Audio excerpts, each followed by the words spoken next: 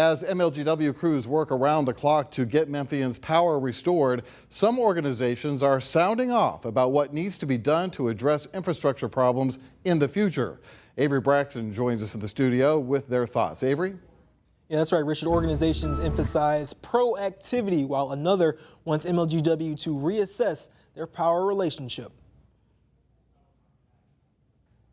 Tuesday, MLGW announced that 46,000 of their customers were still without power, marking day 6 of some people still in the dark. I'd been sleeping in my car the past couple of days due to all the hotels were full. I couldn't get a hotel room, so I'm sleeping in the car with my dog. Latricia Adams runs Black Millennials for Flint, which tackles environmental justice issues. She says storms like Thursday's and the storm of 1994 are not going anywhere. We really didn't see it for a few more decades, but now we're starting to see repetitive signs of extreme weather. Adams says it's up to city and county government to work with MLGW to have a better infrastructure and climate resiliency plan. I think that if we can set that plan in place where we are forward thinking about all of the various services that are provided, whether it be water, gas, electricity, if we can get in front of that, we won't end up in these situations where we are draining our workforce. On Monday, MLGW President JT Young said it could cost as much as $6 billion to put the remaining 60% of above ground power lines underground.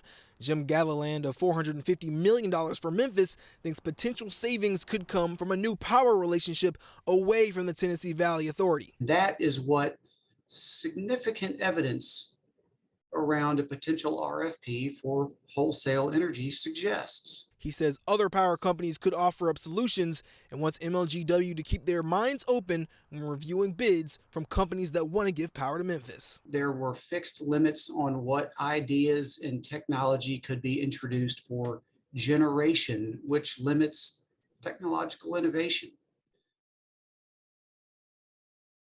Now, Gilliland wants there to be more transparency in the RFP process. He'd like to see them made public. When I spoke to JT Young, MLGW president, he noted they are in the process of reviewing bids currently, and that could move them away from the Tennessee Valley Authority. Those would be ready for review for their board in the spring.